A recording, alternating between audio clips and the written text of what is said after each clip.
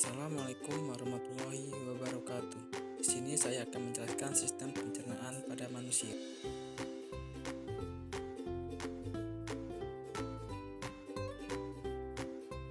Sistem pencernaan adalah serangkaian jaringan organ yang bekerja untuk mencerna makanan.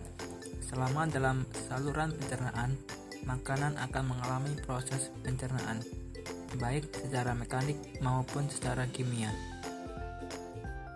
Secara mekanik, yaitu proses mencerna makanan dengan mengunyah dan ditekan sampai menjadi seperti bubur. Secara kimiawi, yaitu proses mencerna makanan dengan menggunakan enzim yang akan menghancurkan ikatan-ikatan senyawa kompleks yang ada dalam makanan tersebut. Enzim-enzim tersebut sangat dibutuhkan karena ketika masih dalam bentuk makanan utuh, senyawa di dalamnya masih dalam bentuk molekul kompleks atau makromolekul yang terdiri dari lemak, karbohidrat, protein, dan asam nukleat.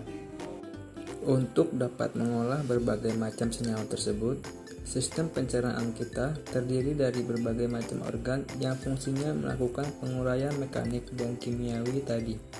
Di antaranya adalah mulut, kerongkongan, lambung, usus halus, usus besar, hingga anus.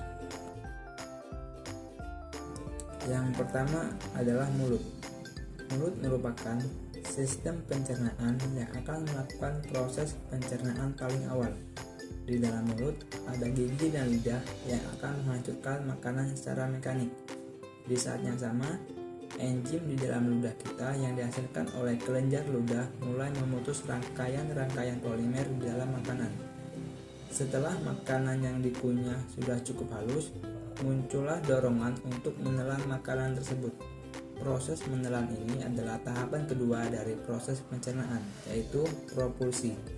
Pada proses propulsi, makanan yang sudah hancur secara mekanik di mulut didorong lebih dalam di saluran pencernaan.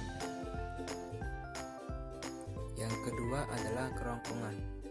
Makanan dan minuman yang ditelan akan melewati kerongkongan atau esofagus. Kerongkongan adalah saluran yang panjangnya sekitar 25 cm dan berfungsi untuk menyalurkan makanan dan minuman dari mulut ke dalam lambung. Yang ketiga adalah lambung. Setelah menerima makanan dan minuman, lambung akan mengeluarkan zat asam dan enzim untuk melanjutkan proses pencernaan.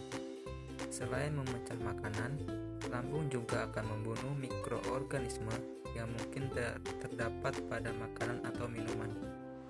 Di dalam lambung, makanan akan dibuat menjadi cairan pekat atau berupa pasta dan selanjutnya akan didorong ke usus halus. Yang keempat ada usus halus. Makanan yang sudah menjadi pasta di dalam lambung akan didorong ke usus halus. Gerakan yang disebut peristaltik usus ini terjadi karena kontraksi dan relaksasi jaringan otot di dinding usus halus. Usus halus sendiri terdiri atas 3 bagian, yaitu duodenum atau usus 12 jari, jejunum atau usus kosong, dan ileum, yaitu bagian terakhir dari usus halus.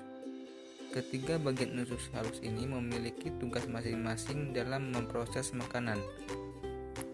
Duodenum bertanggung jawab untuk melanjutkan proses pemecahan makanan, sedangkan jejunum dan ileum bertanggung jawab untuk proses penyerapan nutrisi ke dalam aliran darah.